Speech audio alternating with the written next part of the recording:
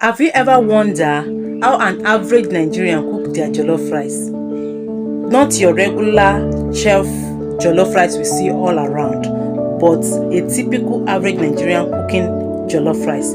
If it's something you are interested in, let's dive into it. Here are my ingredients: my onions, boiled pepper, tomato paste, spicy oil and seasoning. First thing I'm going into with the oil, and once the oil is hot, I'm pouring my onions like so, and I like my onions to be half brown, half of it should be brownish color. Then next is to pour my pepper, my boiled pepper, and I'm going to stir like so. Give it a thorough stir, let it mix with the oil and the onions.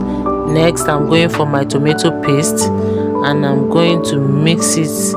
Stir thoroughly and make sure that the tomato paste mixed well together with the pepper mixed. My pepper mix is made up of scotch bonnet, tomato and cayenne pepper with onions. Blended everything together, boiled it and put in the freezer. So after you discover that the pepper mix is kind of sticky to the pot, that's when you add your water, if that makes sense. So next I'm adding my water to it like so. Then go into stirring as well. Make sure that there is no any sticky pepper underneath the pot, if that makes sense. Next I'm adding my jollof rice spicy into the water, then followed by my seasoning cubes like so.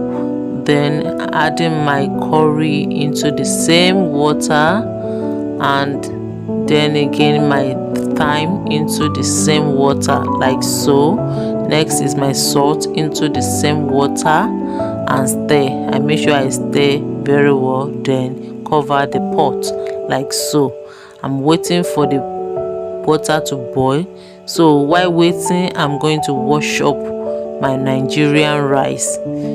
So I'm washing it thoroughly 3 times. While the rice is being washed, I'm checking up on my water. It has boiled.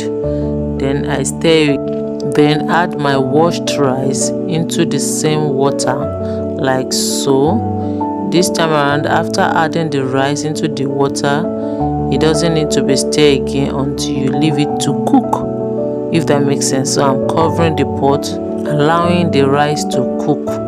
So I'm checking on the rice right now. I'm going to check whether the rice is done or not. So I'm stirring again in order for the ingredient to mix well together.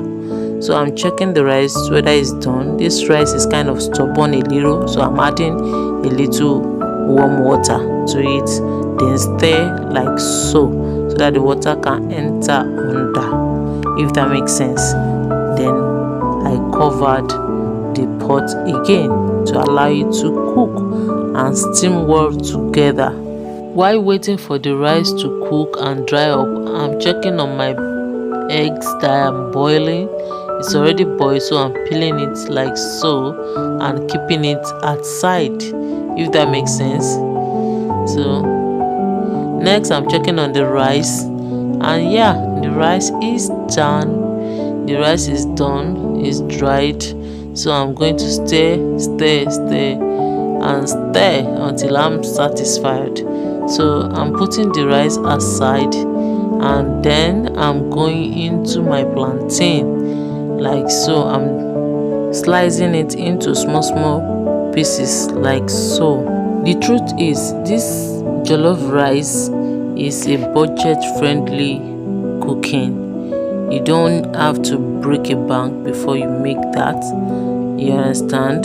So after cutting my plantain into pieces like so, I'm adding salt to it. Then I stir like so. Then I fry it. Frying it, I'm adding oil in the pan. Then allow it to hot. Then pour my plantain into it and allow it to fry like so. Then make it turn. Once it is golden brown on the other side, you you can turn it to another side so that it can fry well and be golden brown. See the way I'm turning it in the video.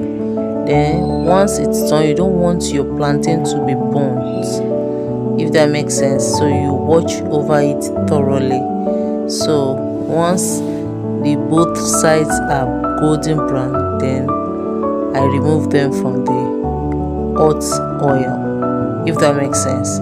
So yeah, here is the plantain. You can see how beautiful it is. It's not burnt. So here is the final look of the rice. I try to decorate it like so to make it look posh, and here is a typical Nigerian way of dishing. Thank you guys.